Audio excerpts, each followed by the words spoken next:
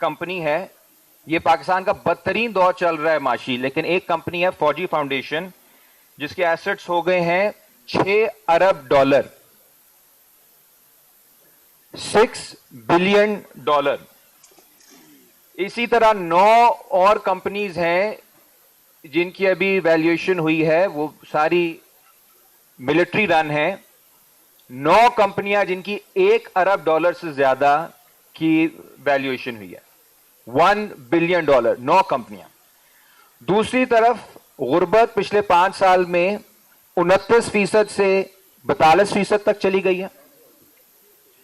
पिछले 30-35 सालों में, अभी अकबर जैदी साहब ने एक बहुत अच्छा इस पे मजमून लिखा है, हम पर कैपिटा इनकम हमारी पाकिस्तान की हिंदुस्तान और बांग्लादेश दोनों से ज्यादा थी। अभी बांग्लादेश की 53% हमसे ज्यादा है और हिंदुस्तान की 71%। सिंध के ये हालात हैं कि 17 साल पहले जो लिटरेसी रेट था वो 58% था। 17 साल बाद अगर आप कुछ ना भी करो तो बढ़ता है पाकिस्तान में थोड़ा बहुत लिटरेसी रेट, वो 57% हो गया। 1% कम हो गया सिंध के अंदर लिटरेसी रेट। ये हालात हैं आम लोगों के, और 90% के पास साफ पीने का पानी नहीं है। दूसरी तरफ एक कंपनी है जिसके $6 अरब के एसेट्स हो गए हैं, और वो कंपनी जो है वो बालातर है किसी भी किस्म के एहतसाब से, क्योंकि वो पिंडी वालों की। ये आपकी मईशत का हाल है। IMF से जो लोन्स लेने पड़ते हैं वो मेरे और आपके लिए नहीं लिए जा रहे, वो आम लोग के लिए नहीं लिए जा रहे, वो वर्करों के लिए नहीं लिए जा रहे, वो किसानों के लिए नहीं लिए जा रहे, वो इस गले सड़े निजाम को जिंदा रखने के लिए लिए जा रहे। ये जो 9 कंपनियां हैं जो उनके ना पार्लियामेंट्री कमेटी के अंदर उन्हें कोई बुला सकता है, ना DHS का कोई हिसाब ले सकता है, ना जो इनके स्टड फार्म्स हैं और मिलिट्री फार्म्स हैं उनका कोई हिसाब ले सकता है, और तो और अब शादी हॉल भी ये चला रहे हैं, उनका भी कोई हिसाब नहीं ले सकता। ये हालात हैं आपकी इकोनॉमी के। सिंध से हमारे साथी बैठे हुए हैं, जैन शाह साहब भी, मैं भी अभी सिंध कुछ देर रह के आया हूं। ये 6 कनाल का जो सारा प्रोजेक्ट था, ये क्या प्रोजेक्ट था? बुनियाद थी कि आपने दरिया से किनारे निकालनी है, चोलिस्तान लेके जानी है, वहां पे इन्होंने जमीनें खरीदी हैं और इन्होंने वो जमीनें बाहर देनी है लोगों को, कतरियों को। लेकिन आप सोचिए, अपने चंद डॉलरों की भूख के लिए जो आपका एक पूरा सूबा है उसे कुर्बान करने के लिए तैयार थे।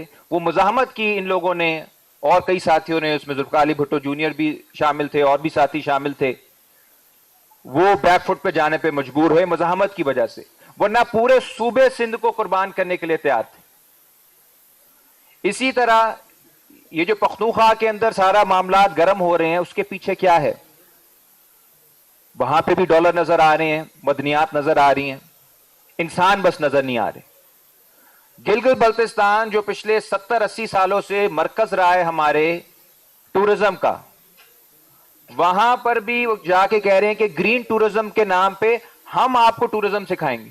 वो भी इन्होंने SIFC के अंडर कर लिया, ग्रीन पाकिस्तान इनिशिएटिव के अंडर कर लिया। तो इस किस्म की ऑलराउंडर फौज कम मुल्कों के पास होती है।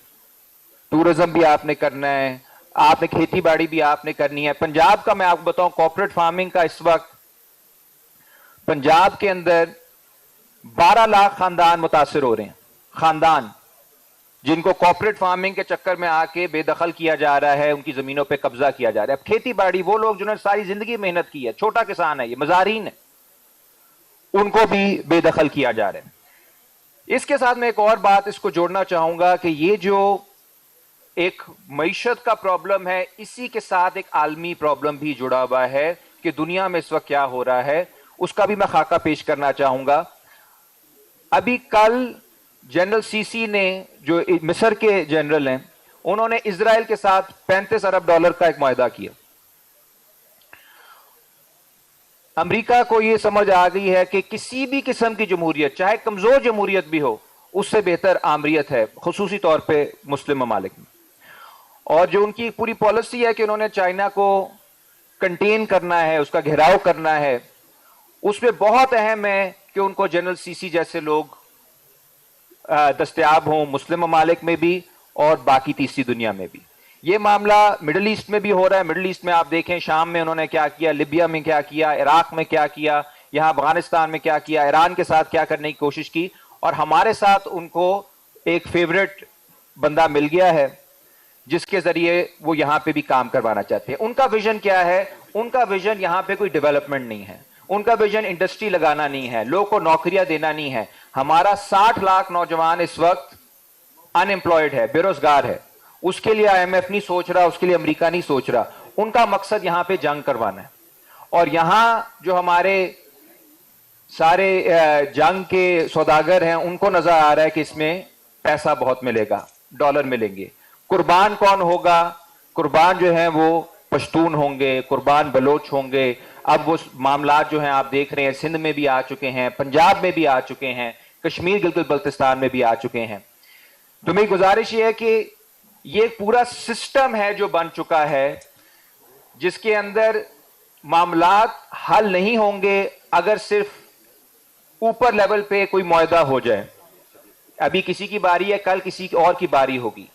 میری درخواست یہ ہے اینڈ میں کہ 3 چیزوں کے اوپر اس کانفرنس کو کھل کے پوزیشن لینی چاہیے. پہلی، سیاست کے اوپر تو میرے خیال ایگریمنٹ ہے کہ اسٹیبلشمنٹ کا رول نہیں ہونا چاہیے، لیکن معاشی معاملات کے اندر ہم کھل کے کہیں نمبر 1 کہ معاشی معاملات سے بھی ہم اسٹیبلشمنٹ کو نکالیں گے.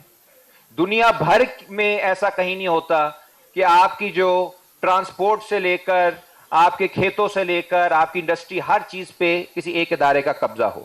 بیرونی حملہ جب ہوا مئی میں، یہاں پہ سب لوگ جو بیٹھے ہیں انہوں نے حمایت کی، وہ ساتھ کھڑے ہوئے اپنے ملک کے، کیونکہ ایک بیرونی حملہ آور تھا. وہ ان کا کام ہے کرنا، جو وہ اپنا کام کریں گے ان کو حمایت ملے گی. جو ان کا کام نہیں ہے کرنے والا اس سے روکا جائے. سو اکانومی سے باہر نکلے. دوسرا، فورن پالیسیز اب جو پارلیمنٹ ہے اور جو نمائندگان ہیں وہ اپنے ہاتھ میں لیں. یہ سویلینز کا کام ہے. کہاں پہ بحث ہوئی کہ آپ نے غزہ میں جا کے فوج بھیجنی ہے، اور وہ جا کے فوج ادھر کرے گی کیا؟ کس کے ساتھ کوارڈینیٹ کرے گی؟ کسی ایک نے کہا کہ ہم ڈس آرم کریں گے حماس کو. کس کے ساتھ مل کے ڈس آرم کریں گے؟ تل ابیب کے ساتھ مل کے آپ ڈس آرم کریں گے؟ ان کے ساتھ مل کے آپ کوارڈینیشن کریں گے جنہوں نے بھی نسل کشی کی ہے؟ نیتن یاہو کے ساتھ آپ مذاکرات کریں گے، آپ کی انٹیلیجنس کوارڈینیٹ کرے گی کہ غزہ کو کس طرح سے کنٹرول کرنا ہے؟ کدھر یہ آپ نے بحث کی ہے؟ کدھر آپ نے پارلیمان کو یا میڈیا کو بتایا کہ آپ نے آفر کی ہے؟ جو ہمیں پتا چلتا ہے مارکو روبیو کے منہ سے کہ آپ نے آفر کی ہے. ادھر پارلیمنٹ میں کسی شخص کو نہیں پتا، میڈیا میں کسی شخص کو نہیں پتا، دانشوروں میں کسی کو نہیں پتا. مارکو روبیو ہمیں بتا رہا ہے کہ ہم نے کمٹ کیا ہے کہ ہم اسرائیل کے ساتھ مل کے وہاں پہ آکیوپیشن، جو کہ آکیوپیشن بھی ہے، نسل کشی بھی ہے، جینوسائیڈ ہے، اس میں ہم کردار ادا کریں گے. تیسرا، آپ کی سیکیورٹی پالیسی. آپ سیکیورٹی پالیسی، دنیا میں ایسا نہیں ہوتا کہ صرف ایک ادارہ بناتا ہے جنہوں نے لڑنا ہوتا ہے. سیکیورٹی پالیسی بہت کمپلیکس چیز ہے. اس کے اندر آپ کو لوگوں کے جو ہارٹس اینڈ مائنڈز ہیں وہ بھی ون اوور کرنے ہوتے ہیں. ان کا ایک ہی ہر چیز کا حل ہے کہ آپ اڑا دو. پختونخوا میں مسئلہ ہے، فوج کشی کرو. بلوچستان میں مسئلہ ہے، فوج کشی کرو. پنجاب میں اب انہوں نے شروع کر دیا لوگ کے گھروں میں جانا. تو کہنے کا مطلب یہ ہے کہ سیکیورٹی پالیسی کے اوپر بھی کھل کے بحث ہونی پڑے گی کہ کیا واقعی ہمیں آپریشنز کی ضرورت ہے یا ساری ڈالری جنگیں ہیں. میں اپنی بات کا بس اختتام کرتا ہوں. میرا خیال ہے کہ امتیاز صاحب نے بھی اور سمینہ صاحبہ نے بھی بہت اچھی بات کی کہ ہمیں لوگوں تک جانا ہوگا.